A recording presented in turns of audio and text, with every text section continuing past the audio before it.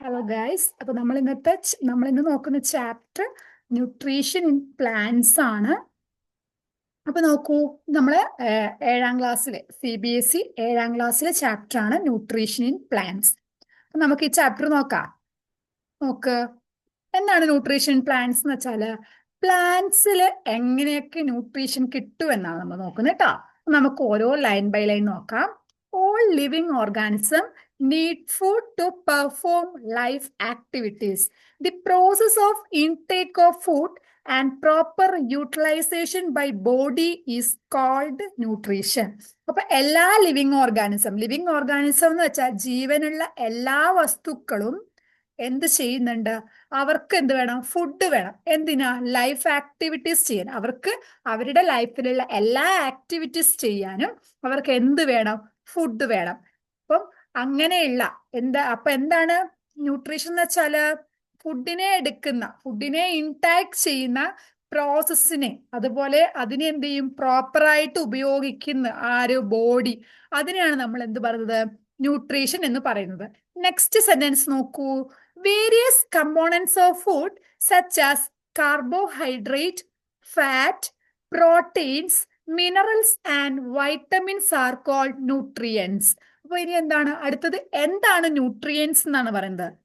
Various components of ഫുഡിന്റെ various components ആയിട്ടുള്ള carbohydrates, fats, proteins, minerals, vitamins, ഇവരെല്ലാം കൂടെയാണ് നമ്മൾ എന്ത് പറയുന്നത്?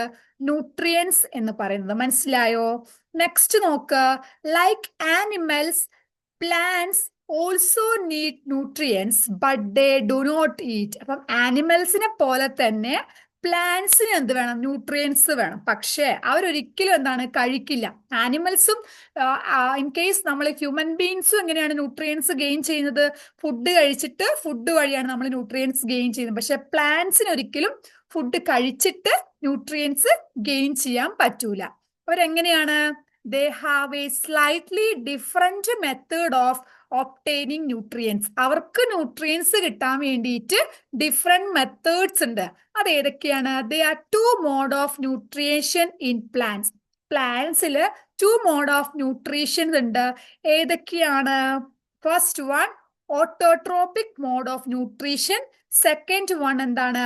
ഹെട്രോട്രോപിക് മോഡ് ഓഫ് ന്യൂട്രീഷൻ. അപ്പൊ എന്താണ്? നമ്മള് പ്ലാന്റില് രണ്ട് മോഡ് ഓഫ് ന്യൂട്രീഷൻസ് ഉണ്ട്. ഓട്ടോട്രോപിക് മോഡും ഉണ്ട്, പിന്നെയോ ഹെട്രോട്രോപിക് മോഡും ഉണ്ട് കേട്ടോ. അപ്പൊ നമ്മൾ എന്താണ് ഇന്നത്തെ ക്ലാസ്സിൽ പഠിച്ചത്? ഇന്നത്തെ ക്ലാസ്സിൽ നമ്മൾ പഠിച്ചത് എന്താണ്? പ്ലാന്റ്സിന് എങ്ങനെ ന്യൂട്രീഷൻ കിട്ടും. നമ്മുടെ എല്ലാ ലിവിങ് ഓർഗാനിസത്തും, നമ്മളെ സറൗണ്ടിങ്സിലുള്ള എല്ലാ ലിവിങ് ഓർഗാനിസത്തിനും എന്ത് വേണം? ന്യൂട്രീഷൻ വേണം. എന്തിന്? നമ്മുടെ ലൈഫ് ആക്ടിവിറ്റീസ് ചെയ്യാൻ വേണ്ടിയിട്ട്. ആനിമൽസിന്റെ കേസിലാണെങ്കിൽ അവർ ഫുഡ് കഴിച്ചിട്ട് എന്ത് ചെയ്യും?